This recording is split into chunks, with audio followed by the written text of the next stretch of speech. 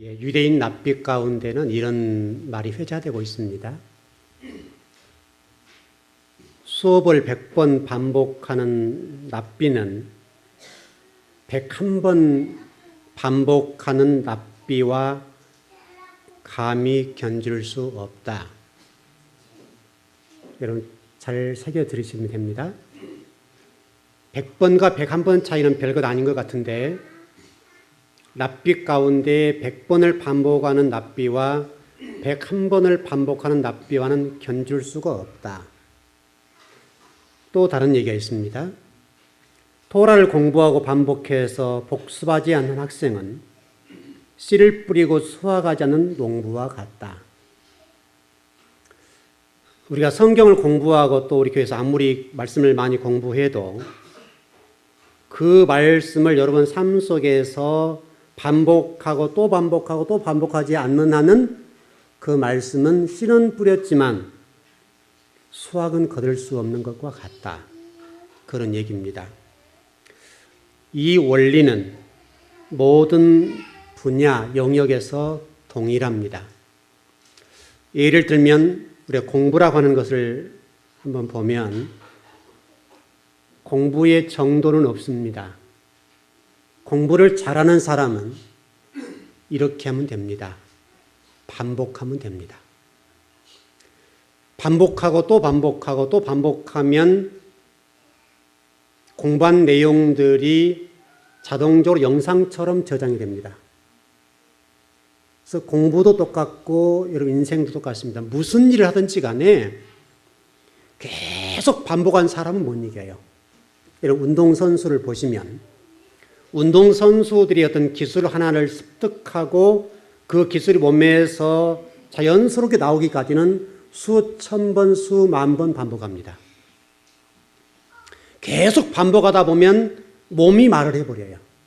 몸이 그렇게 움직여줍니다. 이것은 굉장히 중요한 얘기입니다. 음식도 똑같습니다. 음식도 오랫동안 주부로 살아가거나 음식을 해본 분들은 아실 텐데 우리 초보 주부들은 인터넷 검색해서 레시피 몇 그램 이렇게 하잖아요. 근데 우리 어머니들은 레시피 없어도 던지면 맞습니다. 그냥 소금 얼마, 저울에 달지 않아도 됩니다. 여러분 그 농부들 가운데 이런 얘기를 해요. 어떤 식품을 생산하는데 저울에 달지 않고 똑같은 그람수를 만들어냅니다. 손으로 딱 쥐어서 딱 이거 하면 몇 그램. 여러분 그 밀가루를 반죽하는 건 마찬가지인데 뭐 고기도 마찬가지고 딱 반죽해서 딱 던지면 몇 그램. 이것은 수 없는 반복과 반복을 거듭하면 그런 경지에 이릅니다. 무엇도 똑같습니다. 신앙생활도 똑같습니다. 신앙생활도 하나님 말씀을 아무리 강단을 잘 가르쳐 주어도 여러분들이 그 말씀을 반복하지 않고 또 반복하지 않는 한은 그것은 열매 없는 씨앗과 같은 거예요. 그래서 납비 얘기를 해드린 겁니다. 그래서 유능한 납비는 100번을 반복하는 납비가 아니라 101번을 반복하는 납비가 훨씬 유능하다는 거예요. 여러분 삶 속에 적용해 보시기 바랍니다. 여러분 공부하는 학생들도 우리 교회 많은데 제가 우리 교회 학생들에게 또 외부에서 자기가 공부하는 방법을 배우러 올 학생들이 있는데 그 학생들 가운데는 상당하게 좀 실력 있고 수준 있는 학생들이 많이 와서 배워갔는데 제가 그 얘기를 가르쳐 줍니다. 공부는 반복해서 하는 것이고 반복 요령을 꼭 제가 가르쳐 줍니다. 어떻게 반복해라. 그러면 틀림이 없습니다. 제가 목회자로서 강단에서 지금 공부를 하고 또 설교를 하는 입장에 있는데 이거 하나 이제 깨달은 것 같습니다. 제가 초창기에 목회할 때는 열정은 있고 뜨거운데 또 말씀을 열심히 공부해서 가르치는데 이걸 좀 잘못한 것 같아요. 반복하는 걸 잘못했어요. 그냥 가르쳐주면 끝났어요. 근데 제가 목회를 좀 꽤 해보고 연조가 되어가면서 깨달은 게 뭐냐면 우리 사람은 한 번 배워서는 이해 못하고 깨닫지 못한다고 하는 것을 깨달은 거예요. 이게 엄청난 깨달음이에요. 그래서 제가 지금은 여러분들 성경을 가르칠 때 또 설교를 할 때도 마찬가지인데 우리 주일날 설교한 것들 수요일, 금요일도 반복하고 새벽 예배도 반복하고 때로는 주일 설교하기 전에 수요일, 금요일 반복하고 주일에 설교하고 이렇게 하죠. 또 반복합니다. 설교를 했어도 또 어느 순간 또 반복하고 또 반복해 줍니다. 핵심은 아주 중요한 내용들에 관해서는 또 들려주고 또 들려주고 또 들려줍니다. 그 성도들 입에서 그 튀어나올 수 있을 때까지 해드리는데 그 원리가 바로 그겁니다. 그래서 아마 귀에 딱지가 붙을 정도로 어떤 말씀에 관해서는 듣게 될 거예요. 왜 저 목사님 저렇게 반복할까 할지 모르는데 우리 인간이 그래요. 한 번 들어서는 기억을 못해요. 2번, 3번, 4번, 5번, 10번, 100번. 예를 들어서 여러분 이 부분은 아마 여러분들 아마 귀에 딱지가 붙었을 텐데 창세기 2장 15절 하면 딱 이러면 떠오르죠. 우리 오늘 중급반도 공부했던 내용과 그 부분 공부했는데 여러분 우리 교회에서 적어도 몇 년 정도 성경을 공부하고 설교를 들었던 분들은 그냥 창세기 1장 15절 하면 그냥 딱 나와요. 계명을 따라서 예비하는 것이 하나님 우리를 지으신 목적이다. 하나님 우리를 지으신 목적은 창세기 2장 15절에 우리 개역 성경은 그렇게 되어 있지 않지만 히브리 원어에서는 계명을 따라서 예비하도록 우리를 지으셨다. 그것이 우리 인간이 지으신 받은 목적이다. 아마 제가 그 얘기를 계속 강조할 거예요. 왜냐하면 이것은 예수 그리스도를 통해서 구원받고 그리스도인이 되어가는 과정 속에서 이것은 빠뜨릴 수가 없어요. 구원받은 성도들이 다시 돌아갈 말씀이 어디냐면 창세기 2장 15절이니까요. 우리 신앙인들이 뭐가 부족한가 하면 구원받고 교회는 다니는데 그걸 끝나버렸어요.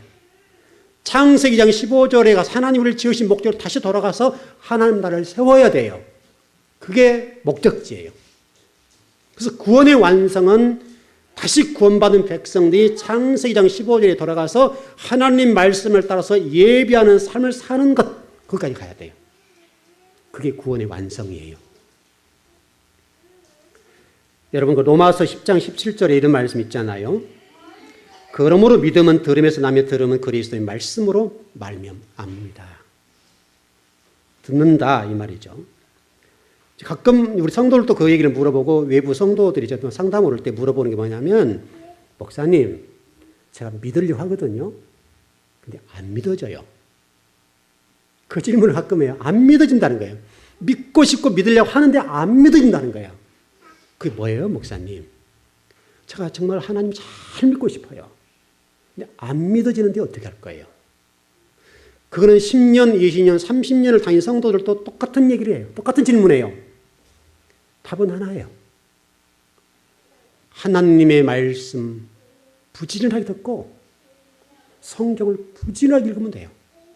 답이 그거밖에 없어요. 우리 교회 성도들 신앙이 잘한 분들을 보면 딱 하나예요. 계속 예배 참석하는 거예요. 계속 예배 참석해서 또 들은 말씀 반복하고 또 들어가고 또 들어가고 또 깊이 들어가고 제가 속도 조절하거든요. 조금씩 깊이 이렇게 들어가는데 그 들어갈 때마다 속도 조절하고 성도들이 이해하는 수준까지만 가요. 이해 못하면 아무리 좋은 말씀을 선포해줘도 허공에 매한에 치는 말씀이 돼요. 이해를 못 해버려요. 깨닫지 못해요. 아무리 깊숙이 말씀을 전해줘도 할 수가 없어요. 이것은요, 오늘 로마서 10장 17절의 말씀은 지금으로 여러분들이 이 말씀을 잘 이해 못하는데 성서시대, 초대교회 성서시대로 돌아가서 들어보면 정확하게 이해할 수 있어요. 성서시대는 이 듣는다는 것이 2가지 원리 때문에 들어야 된다고 그랬어요. 사도 바울이 믿음은 들음에서 난다라고 얘기를 했단 말이죠. 그럼 그 당시 성서시대에 그 초대교회의 사도 바울이 어떤 배경 때문에 이런 얘기를 했을 거 아니에요. 지금과는 전혀 다른 얘기예요. 지금과는 이 부분을 그렇게 생각하면 안 돼요. 첫 번째 그 당시 성서시대의 들음이라고 하는 중요한 게 뭐냐면 당시에는 여러분 성경책이 없었어요. 여러분 지금 여러분들은 이제 성경책 흔하잖아요. 아마 여러분 집에 가면 여러분 개인적으로 성경책이 몇 권씩 된 분 있을 거예요. 저만 봐도요. 제가 지금 주로 보는 성경책이 이거예요. 이게 지금 한 7, 8년 본 건데 이걸 주로 보고 또 제가 이 공간이 부족하면 이 옆에 낙서하는 성경책 있죠? 이 공간이 있는 성경책. 그게 하나 있고 히브리어 성경책, 헬라어 성경책, 또 그 다음에 직역 히브리어 헬라어 성경책, 또 공동번역, 또 세번역, 표준 세번역. 엄청 많아요. 엄청 많아요. 그걸 제가 여러분 설교를 준비할 때 거의 한 번씩 다 봐요. 한 번씩 다 본다고요. 본문에 관해서.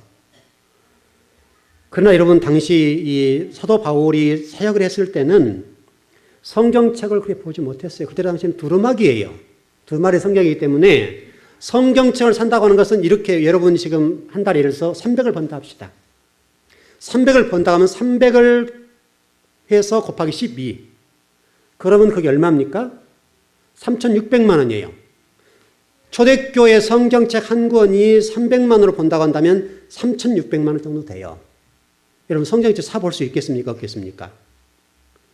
못 사봐요. 그 당시에 성경책이 없으니까 그 성경책을 회당에다가 한 권 놔놨어요. 한 권.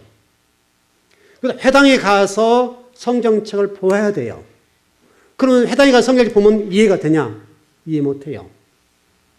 왜 이해를 못하는가 하면 당시에 이 유대인들이 바벨론 포로를 겪으면서 히브리어를 잊어버렸어요.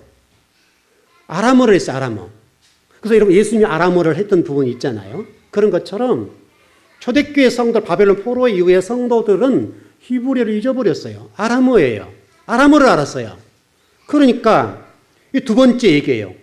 이 성경책이 설령 회당에 있다 하더라도 성경책을 이해하려고 한다면 서기관이 성경책을 또는 납비들이 성경책을 읽고 해석해 주지 않으면 몰랐어요. 여러분들이 예를 들어서 우리 지금 개역 개정판 성경을 보는데 보더라도 이해 못하는 부분이 있잖아요. 또 원래 하나님 말씀했던 말씀과 다른 경우가 있어요. 큰 틀에서는 문제가 없지만 그러나 목회자 입장에서는 여러분이 설교하는 입장이니까 성경을 공부할 때 개역 개정판, 또 개역 성경, 공동번역, 세번역, 히브리어, 헬라어, 또 기타 다양한 성경책을 펴고 봐요. 특히 히브리어와 헬라어로 공부하지 않으면 바로 해석할 수가 없어요. 그러니까 목회자가 힘든 거예요. 그래서 그 당시에 이 본문의 말씀이 어떻게 기록됐는가? 왜 이런 말씀이 기록됐는가? 2000년, 3000년 전, 4000년도로 돌아가서 그 본문의 배경을 파악해야 돼요. 그래서 이런 성경 공부가 어려운 거예요. 설교가 어려운 거예요. 그거 생각하지 않고 지금 보는 말씀 문자적으로 봐버리면 해석이 안 돼요. 설교를 한다고 안 맞아요. 그래서 여러분 목회자가 성경과 맺을 이유가 거기에 있어. 그래서 어떻든 간에 이 초대교회 성서시대의 성도들이 성경을 읽을 수가 없고 살 수가 없었고 해석할 수가 없으니까 회당에 가서 서기관과 납비들이 성경, 이 히브리어 된 성경을 아람어로 재해석해 주었어야 돼요. 그러니 여러분 이 성경을 한번 읽는다는 것이 쉬워요, 어렵겠어요? 굉장히 어려웠어요. 그래서 당시에 있었던 일이 뭐냐면 초대교회 성도들이 랍비나 서기관들이 성경을 읽어주면 또 읽어주고 또 읽고 반복을 했을 거 아니에요? 계속 반복을 하는 거죠. 반복하는 동안에 애워버렸어요. 통째로 애워버려요. 계속 반복하는 거예요. 그래서 아까 100번 읽는 납비, 반복해주는 납비보다도 101번 납비가 이렇게 반복해주는 납비가 훨씬 유능하다 이 얘기를 했던 것이 그런 얘기예요. 전 지금도 동일하다고 생각해요. 지금도 우리 성경을 공부하는 데 있어서 또 설교를 듣는 데 있어서 여러분들이 듣고 또 듣고 또 듣고 듣고 이거 반복하지 않은 믿음이 성장될 수가 없어요. 여러분 신앙이 왜 성장하지 않는가? 답은 딱 하나예요. 듣는 것이 필요하기 때문에 그래요. 한 번 들어보고 끝나면 신앙이 성장할 수가 없어요.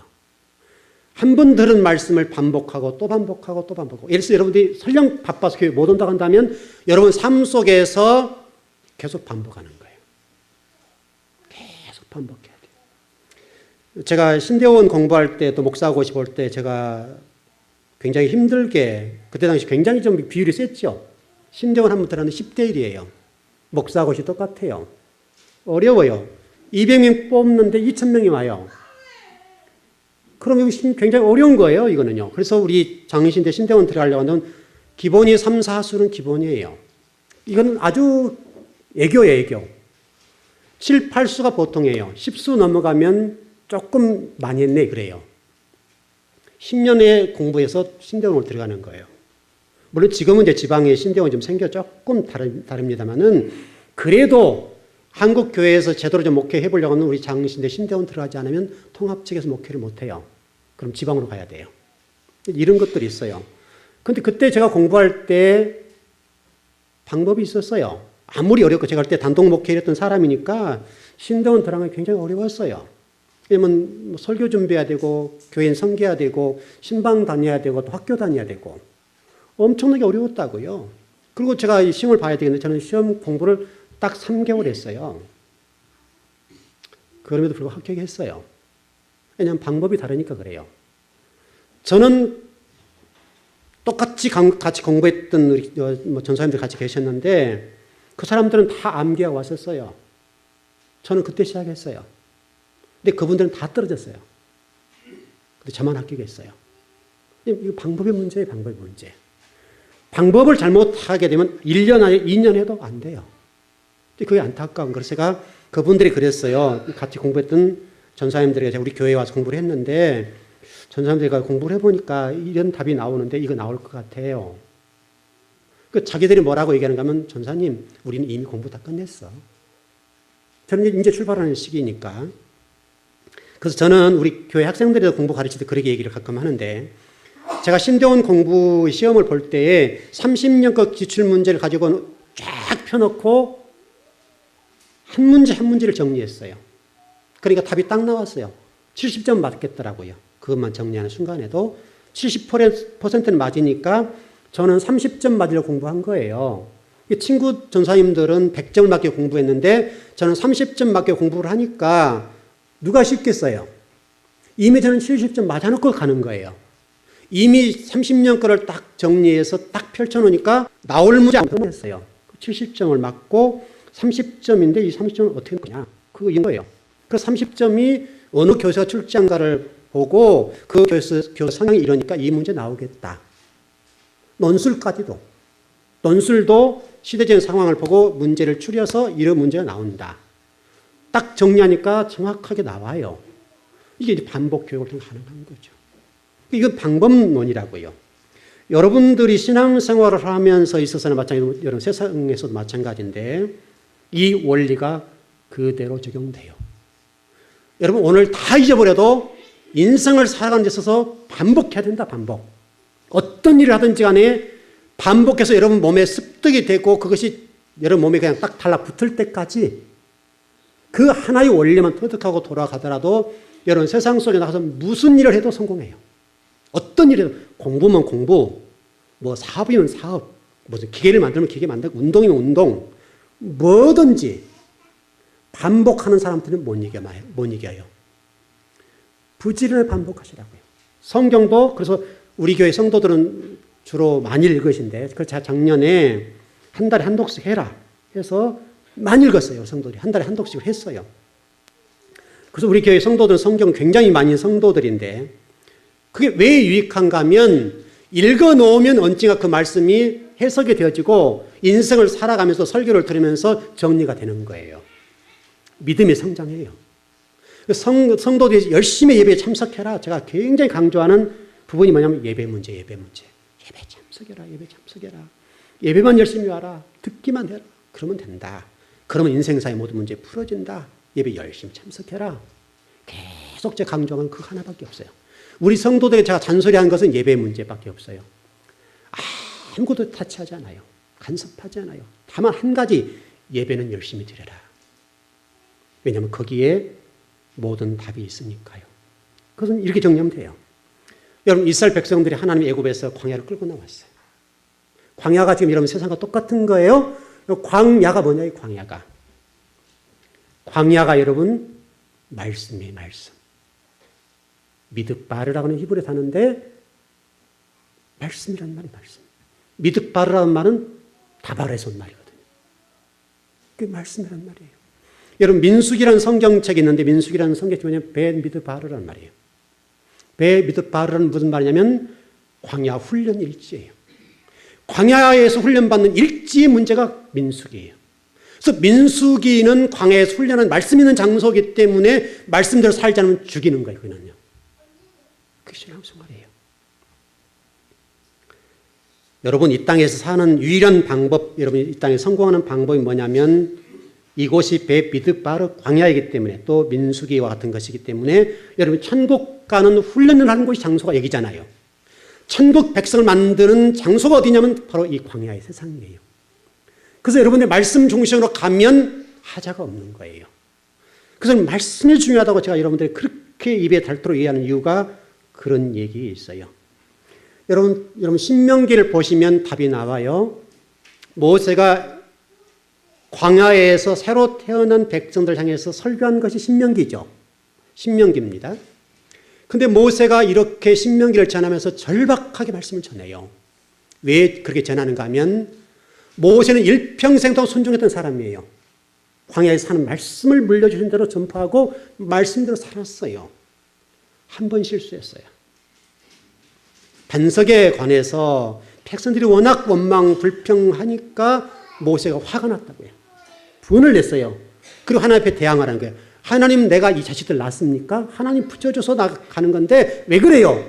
이 백성들이 나한테 왜 이러냐고요. 이렇게 따지는 거죠. 화가 나가지고 반석을 명하라고 해서 반석을 쳐버렸어요. 두 번을. 그래서 하나님 뭐라고 말씀하세요?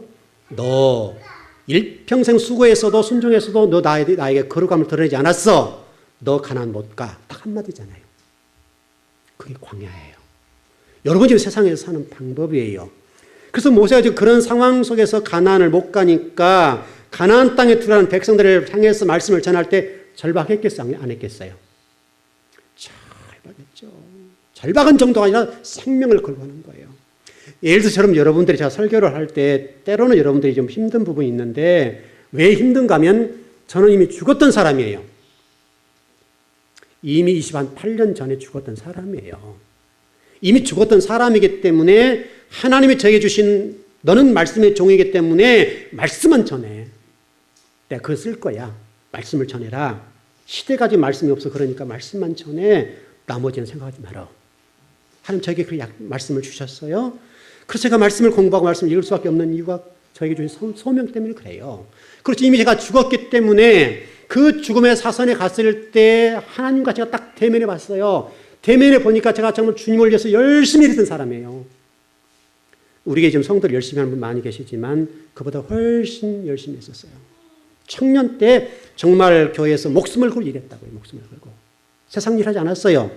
목사가 되려고 훈련받는 시간이었기 때문에 죽음을 각오하고 일했어요. 충성했어요. 근데 제가 딱 사선에 딱 갔어요. 가서 보니까 아무것도 없는 거예요. 주님을 위해서 드릴 수 있는 것이 너무너무 부끄러웠어요. 그래서 내가 너무너무 부끄러워가지고 하나님 앞에 기도했어요. 하나님 너무 제가 부끄러워요. 살려만 주시면 주님만 위해 살게요. 한 번 기회를 주세요. 살려만 주신다면 제가 주님을 위해서 이렇게 부끄럽지 않게 가고 싶어요. 하나님이 말씀하셨어요. 그 좋다. 너 말씀대로만 전해. 기회를 주셨어요. 기회를 주신 입장에서 이런 말씀을 전하는 거예요. 하나님이 저는 오늘 불러가도 저는 할 말이 없어요. 이미 저에게 많은 시간을 주셨어요. 이미 20몇 년 동안을 제가 죽었던 그 시기보다도 훨씬 많이 살았어요. 많이 배려해 주신 거예요. 사랑해 주신 거예요. 지금 불러가도 하나님 앞에 따질 수 없어요.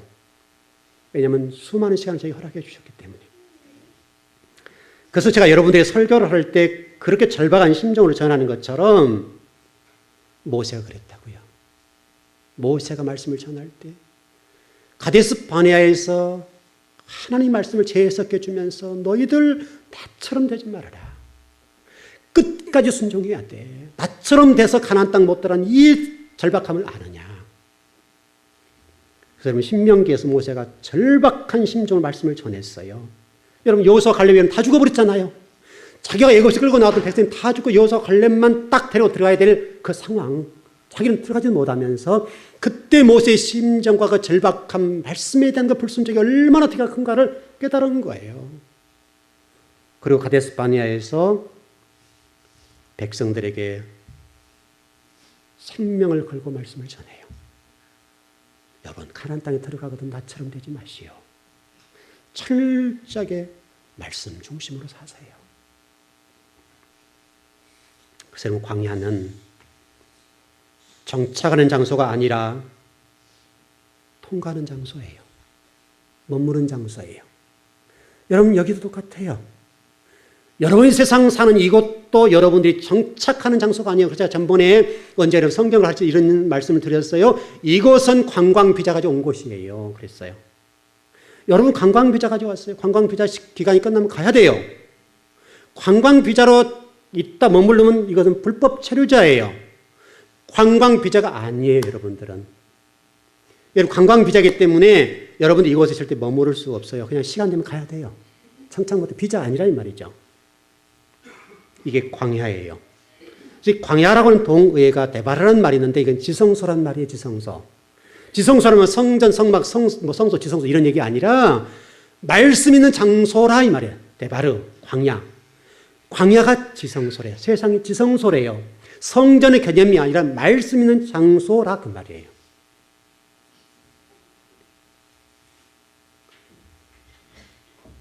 여러분과 제가 그것을 절대로 잊지 않았으면 좋겠어요. 여러분 창세기 8장 15절에 보면 그런 말씀이 있어요. 하나님 노아에게 말씀하여 이르시되 그래요. 말씀하여 이르시되 다바르 하셨다 그 말이죠. 그래서 이 노아 홍수 이후의 얘기거든요. 이후에 말씀하시면서 창세기 최초로 선포하셨던 그 복을 다시 선포해 주셔야 돼요. 다시. 오늘 오후에 조금 공부를 할 건데 그러면서 어떤 노아에게 하나님 말씀하세요. 네가 지금 제사를 드리고 제물을 드리고 예배를 드리는데 네가 노아 방주에서 나오는 순간에 한 가지 불순종했어. 그랬거든요. 불순종한 내용이 무언가 하면 들어갈 때 하나님께서 말씀하시는 성경을 잘 읽어보세요. 잘 읽어보시게 되면 성경이 이렇게 되어 있어요. 하나님 모세에게 방주로 들여보낼 때 남자, 여자. 짐승도 똑같이 그랬어요. 방주는 어떤 장소냐면 하나님의 은혜 가운데 보호를 받는 장소고 생육하고 번성하는 장소가 아니에요. 이해되시나요? 그래서 노아의 부인이 있음에도 불구하고 노아 자식들, 그 부인과 며느리들 그렇게 들어보내요. 나올 때는 여러분 보세요. 나올 때는 어떻게 나오라고 그러나요? 하나님이 나올 때는 다르게 말씀하세요. 노아야 나올 때는 너와 너의 부인이 나오고 며느리와 아들이 나오게 하고 며느리와 아들이 나오게 하고 며느리와 아들이 나오게 해. 8명이 나와요. 근데 어떻게 나오나요? 말씀에 보면 남자와 남자가 나오고 여자가 나왔더라 그렇게 됐어요. 그 불순종이에요. 그 불순종 때문에 하나님 말씀하세요. 최초의 복을 다시 선포해 주시면서도 창세기에서는 그렇게 말씀하세요. 심음과 거둠과 추위와 더위와 여름과 겨울과 낮과 밤이 쉬지 않게 될 거야.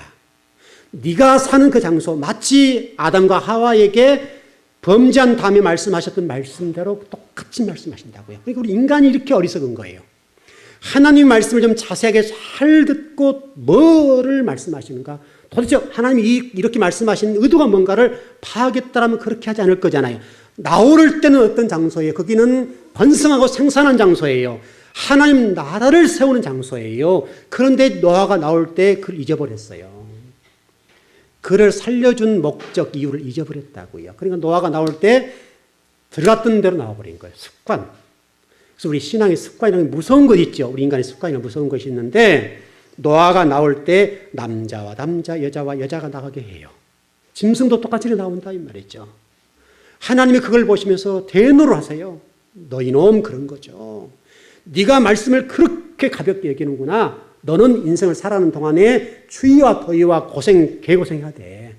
아담에게 말씀하셨던 것처럼 네가 일생을 사는 동안에 땀을 흘려야 된다.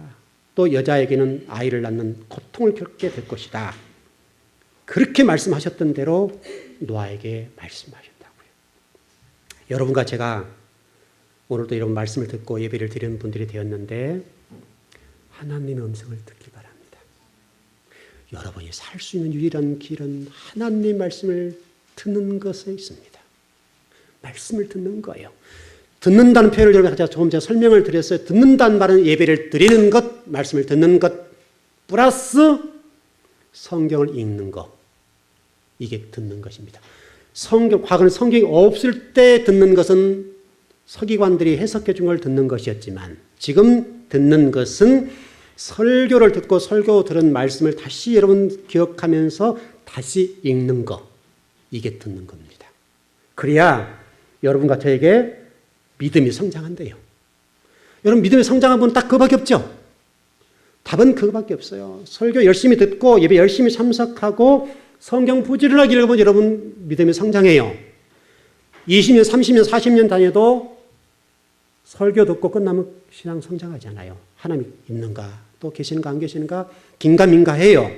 그러나 1년 신앙생활해도 열심히 예배 참석하고 성경을 부지런하게 읽으면 30년 신앙생활 한 번보다 훨씬 믿음이 좋아요. 시간의 문제가 아니에요. 집중도의 문제예요. 여러분 절대 잊으면 안 됩니다. 어떤 일 해도 똑같아요. 공부도 똑같고 모든 사업도 다 똑같아요. 여러분 제가 전번에 그 알레프라는 단어를 통해서 그런 말씀을 좀 드렸는데 중요하다 그랬잖아요. 알레프는 우리 성경에 먼저 기록할 수 없다고 그랬죠. 하나님은 우리 틀 속에 가치관 의식구조 속에 갇힐 수 없는 분이다. 또 동시에 새긴 우상과 같이 성경 속에 딱 갖다 버린 우상이 아니다. 그런 말씀 드렸죠. 하나님은 여러분의 주인이세요. 여러분 위에서 보시는 분이에요. 우리 성도들 그런 얘기하세요. 목사님 이제 내가 성경을 공부해 놓고 말씀을 이해해 보니까 이제 위에서 보게 되었어요. 그럼 밑에서 이렇다 저렇다 이렇다 막 신앙에 대해서 성경에 대해서 자랑하는데 위에서 보니까 아무것도 아닌데 가지고 얘기를 하고 있는 걸 보인다는 얘기를 해요. 그 말이 그 말이에요, 여러분. 알레프란 단어가 그거예요. 그래서 골로새서 1장에서 제가 1장 15절인가요? 그 말씀 드렸는데 한 형상이라는 부분도 설명드렸어요. 하나님이 도대체 어떻게 생기셨을까? 그래서 우리 예수님 말씀하셨잖아요. 보지 않고 나를 보면 거기가 하나님이야. 나를 봐. 뭐 보려고 그래. 이래서 나를 보면 되지 그랬는데 골로새서 1장 15절에서는 하나님 형상이 누군가의 설명이 예수 그리스도다. 그렇게 설명이 됐다 이 말이죠. 여러분 하나님에 대해서 알려고 하지 마시고 그냥 예수님 믿으면 되는 거예요. 그분 따라가면 돼요. 여러분 오늘 본문도 여러분 읽어보시고 좀 몇 주 좀 제가 계속 설교하는데 참 이상한 본문이 많거든요. 이상하게 수수께끼처럼 보이고 이해 안 되는 단어가 많아요. 도대체 이게 뭔데 성경을 이렇게 복잡하게 기록해 놨을까? 그런 내용이 많아요. 그러나 여러분 그렇게 복잡하게 생각할 것이 없어요. 오늘 지금 그 날에 관련되어서 좀 정리가 되어 있는데 간단하면 돼요. 주의 날에 관해서 일단 정리를 하십시다. 주의 날은 제가 쭉 공부를 해보니까 뭐 신학자마다 해석이 다 달라요. 제가 결론을 잡기를 이렇게 잡았어요. 여기서 말하는 주의 날이라고 하는 것은 신학자들이 복잡하게 얘기하는데 딱 한마디를 정리하면 주님께 속한 날, 바로 오늘, 주일. 주일을 잘 드리는 것. 여러분 거기에 여러분 인생이 걸렸다. 이 예배. 결국은 예배죠. 예배를 잘 드리는 것이 여러분 인생사의 모든 문제가 여기서 결정난다. 여기서 결정난다. 어떤 자세와 태도로 어떻게 임하느냐에 따라서 오늘 예배가 여러분의 살려줄 수 있고 모든 미리 열어줄 수도 있고 이 예배를 한번 잘못 드림으로 인해서 잘못될 수도 있고 예배 본전은 없으니까. 중간은 없어요. 근데 이 요한이 이 말씀을 받을 때 상황을 보니까 황홀경 속에 받았다고 성경 여러 군데 나와요. 시간이 없어서 다 설명을 못 드리겠는데 주보에는 여러분 올릴게요. 나중에 읽어보시고. 좀 설교를 준비해서 좀 중간에 끊을 수가 없어서 그랬는데 설교를 준비하다 보니까 좀 장소가 길어졌어요. 그래서 핵심만 좀 짚고 넘어가는데 주보에는 제가 좀 잘 올리겠습니다. 잘 올리겠는데 여러분 주일 예배를 잘 드림. 이게 여러분의 생사화복의 문제가 달려 있습니다. 인생사의 모든 문제, 미래 문제가 다 여기 달려 있습니다. 주일입니다. 이 주일이라는 문제가 여기 달려 있고 특별히 요한이 나팔소리 같은 말씀으로 전한다. 10절에 중심으로 하는 거니까 그렇게 되어 있는데 이 부분이 시내산 얘기와 똑같은 거예요, 여러분. 자, 한번 읽어드리겠습니다. 출애굽기 19장 16절의 말씀 보면 이렇게 되어 있습니다. 제3일의 아침에 우레와 번개와 빽빽한 구름이 산 위에 있고 나팔 소리가 심히 크니 진중 모든 백성이 떨더라. 시내산 얘기입니다. 하나님이 모세를 통해 말씀하신 그 음성이 들릴 때 백성들이 벌벌벌 떠는 겁니다. 그 얘기입니다. 그게 나팔 소리. 19절과 20절의 말씀 보면 그렇게 되어 있습니다. 나팔 소리가 점점 커질 때에 모세가 말한즉 하나님의 음성으로 대답하시더라. 여호와께서 시내산 곧 그 꼭대기에 강림하시고 그리고 모세를 부르시니 모세가 올라가매. 이 본문과 오늘 요한계시록 1장 10절과 병행구절입니다. 하나님께서 모세를 통해 이 요한을 통해서 말씀하셨던 내용이 마치 시내산에서 하나님이 나팔 소리를 말씀하신 것처럼 들렸다 이거죠. 그 얘기를 요한이 들었습니다. 여러분 요한이 어떤 상황에 들었는지 잘 아시죠? 반모섬입니다. 여러분 삶 속의 환경과 상황이 어려울 수 있습니다. 그러나 요한보다는 낫습니다. 요한은요, 그 당시에 로마에 의해서 반모섬이 유배가 되었고 죽지 못해 살 지경입니다. 구속받았습니다. 절박합니다. 희망 없습니다. 여러분 반모섬이라는 곳은 우리 한가하게 여행 간 장소가 아닙니다. 반모섬은 사람이 접근하기 힘든 장소입니다.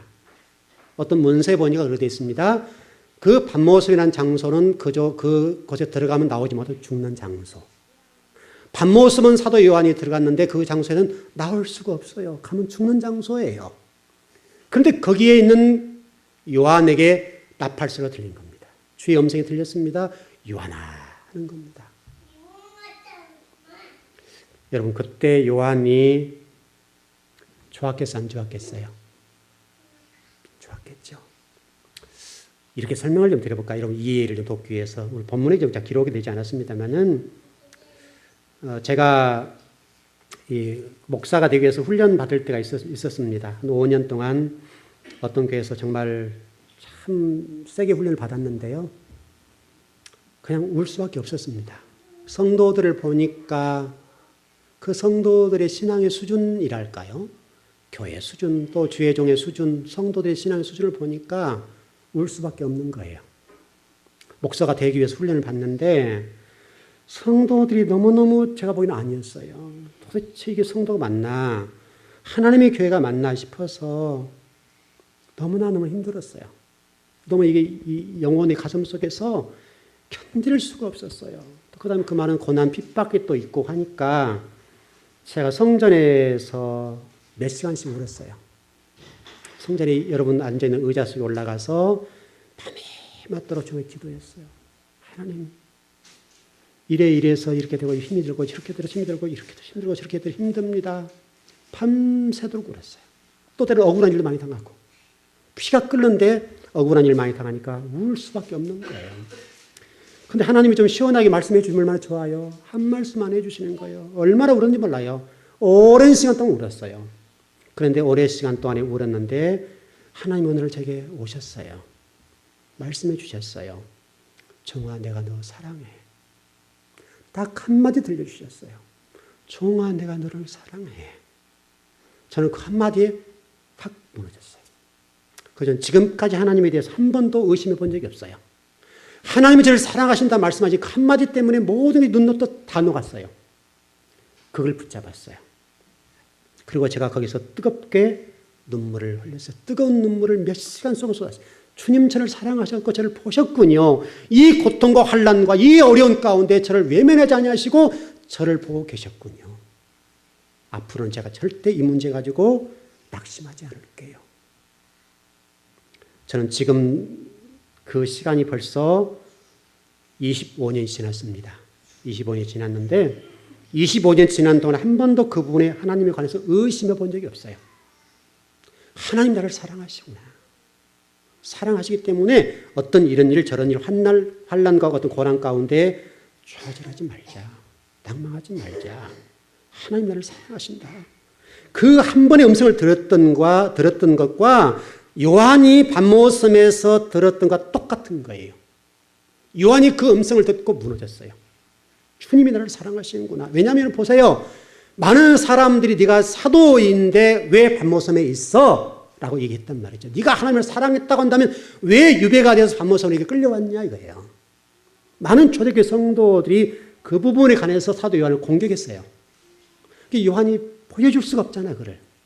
근데 이 밤모섬이 와서 뭐 어떻게 방법이 없는 거예요. 그런데 요한에게 하나님이 나팔소리 음성을 들려주시는데 요한아 하는 거예요. 주의 날에 관해서 말씀하시는 7교회에 관해서 쫙 교회에 들어가서 말씀해 주시는 거예요. 교회가 이렇게 될 거야. 이런 교회가 될 거야. 쭉 말씀해 주시는 거예요. 그때 이거 요한의 그 뜨거움이라고 하는 것은 얼마나 대단했겠습니까? 오늘 여러분 예배당에 오셔서 그거를 체험했으면 좋겠습니다. 저를 통해 들려주신 그 음성, 혹시 여러분 환난과 고통과 어려운 문제 가운데 좀 있는 분들, 주님이 좀 나한테 좀 한 번 사인만 해주면 좋겠는데, 내가 지금 이렇게 죽겠고, 이렇게 힘들고, 이렇게 어렵고, 고통스러워 있는데, 저 목사님에게 25년 전에 주님이 오셔서, 종아, 내가 너 사랑한다. 또 오늘 요한에게 말씀하셨던 그 말씀처럼, 요한에게 오셔서, 요한아, 하셨던 것처럼, 한마디만 해주면 힘이 나겠는데, 라고 하신 분이 계실 텐데, 그 음성을 저를 통해서 여러분 말씀해 주시는 거예요. 여러분에게 각자 여러분 이름을 대시면서 주님이 말씀하신다고요. 요한이 그랬던 것처럼 저 종이 그렇게 눈물을 흘리고 땅을 치면서 통곡했던 것처럼 그때 내가 너를 사랑한단다. 종아, 내가 너 사랑해. 그 한마디에 힘을 받고 지금까지 목회하는 것처럼 요한이 그 밤모섬에서 온갖 핍박, 고난과 또 많은 성도들이 조롱하고 비난하고 때로는 네가 사도인데 왜 그래? 라고 하는 이런 조롱도 받았을 때에 찾아오셔서 들려준 그 음성, 그 한마디를 저를 통해서 여러분 들려주시는 겁니다. 여러분 각자에게 그래 힘을 내라고 또 진리 말씀 붙잡고 나가라고 오늘 저와 여러분에게 들려주시는 겁니다. 이 얘기는 중요한 얘기입니다. 여러분 데살로니가 교회를 보시면 데살로니가 교회의 성도들이 신사역 말씀을 잘 들었다라고 그래도 있잖아요. 그런데 다른 교회들은 그러지 못했다라고 하는 것이 성경의 가르침이거든요. 디모데와 같은 종들을 통해 디모데 후서 같은 경우를 보면 데살로니가 교인들과 전혀 다른 모습을 보여줍니다. 말씀을 못 들었다는 거예요. 당시에 지금 데살로니가 교회 성도들이 말씀을 잘 들었는데 오늘 우리 즐거운 교회가 그런 교회였으면 좋겠습니다. 말씀을 잘 들어서 신사와 같고 말씀과 화합하고 주님 들려주신 그 음성을 따라서 용기를 내서 하나님 나라를 건설하는 일, 이 땅에 살아는 그 모든 광야의 세상적인 일들이 내 어떤 성을 쌓거나 부귀의 영화를 노려서 이 땅에서 잘 살고 잘 먹고 정말 명예를 누리고 성공하는 그것이 아니라 하나님 나라를 세우는 데서 성공하는 성도가 되라. 그거요. 여러분이 그렇게만 된다면 모세에게 들려주는 시내산의 음성과 밤모섬에서 유배된 상태에서 요한에게 들려주던 그 음성이 동일합니다. 그 동일한 음성이 여러분들이 어떤 어려운 문제를 극복해 나가고 오히려 더 하나님께 충성스럽게 돼서 인정받는 그런 시간이 됐으면 좋겠습니다. 그래서 여러분 위기각귀라 그러잖아요. 그러나 이것은 누구에게나 동일하지는 않습니다. 우리가 누군가 얘기할 때는 집사님 그게 기회예요. 그렇게 말할 수 있으나 내 문제가 딱 되면 어려운 거예요. 여러분들은 여러분에게 동일하게 어떤 위기가 왔을 때 그 위기라고 하는 것은 여러분 거기 되길 바랍니다. 기회예요, 기회. 모세가 비록 가나안 땅 못 들어가니까 가데스바네아서 이스라엘 백성들에게 여러분 나처럼 되지 마세요. 내가 이거 좀 절박해요. 내가 너무 후회해요 지금. 인간적으로 한번 처리한 것 때문에 가나안 땅 들어가지 못한 건 내가 후회하고 있으니까 나처럼 되지 마세요 라고 얘기했던 모세. 그런데 여러분 그 말씀을 잘 들었습니까? 인간은요 가보지 않고는 또 안 믿어요. 꼭 가봐야 된다고요. 여러분들 가보지 않고 믿으세요. 여러분 제가 전번 계속 반복합니다. 베이트 타우라는 단어를 통해서 말씀 계속 드리는데 신앙생활 여러분 그냥 잊어버리면 우리 강대상 보세요. 제가 강대상을 만들면서 도대체 강대상을 어떻게 만들까?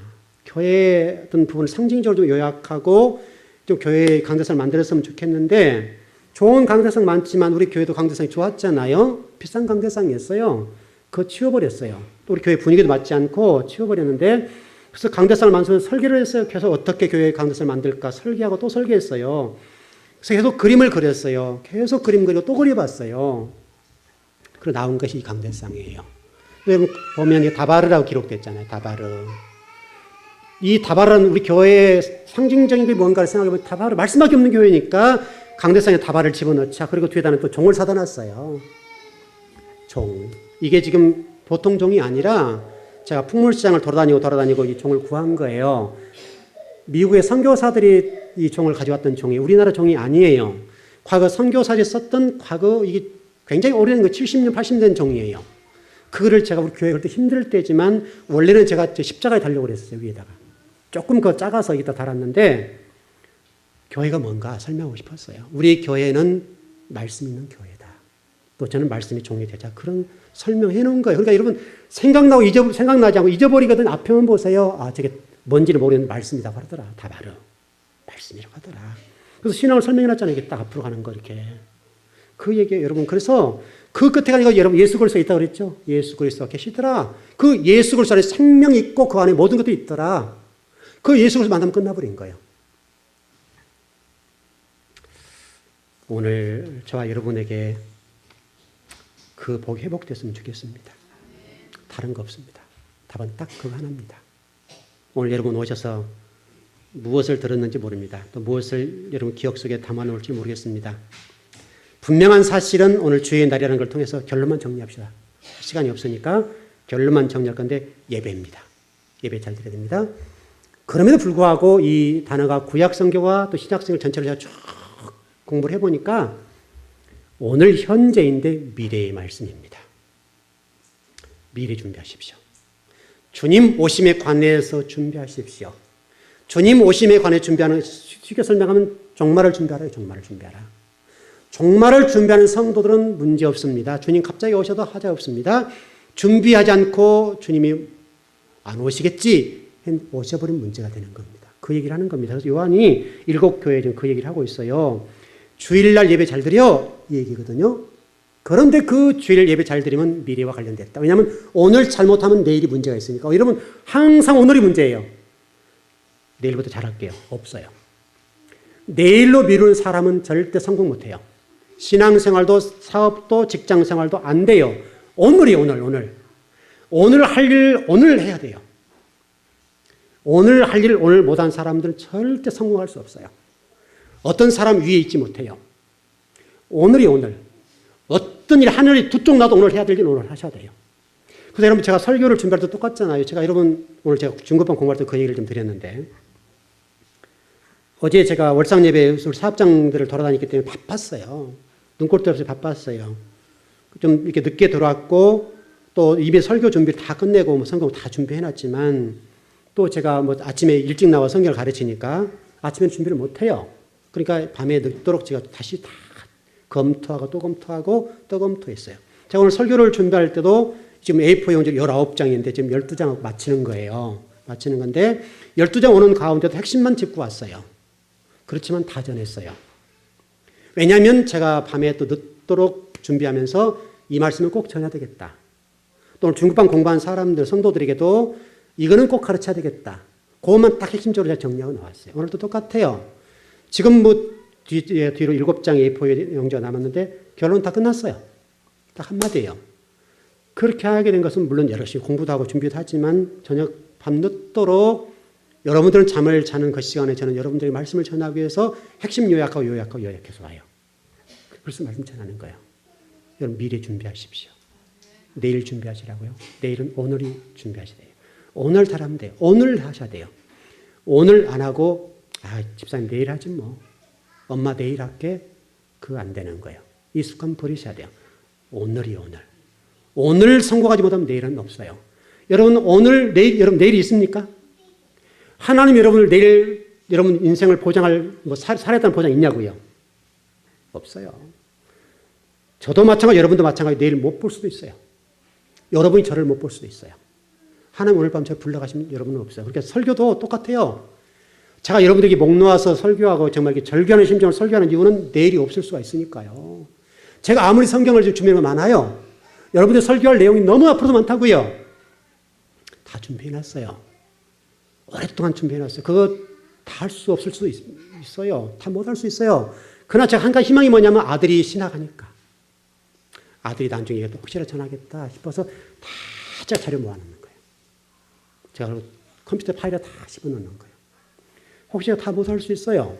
그럼 아들이 나중에 어떤 신앙적으로나 어떤 신앙 말씀 중심의 좀 수준이 있으면 아빠 목사가 이게 준비하는 것들을 절박한 심정을 전하겠구나. 그 생각이 있어서 준비해요. 여러분도 그랬으면 좋겠어요.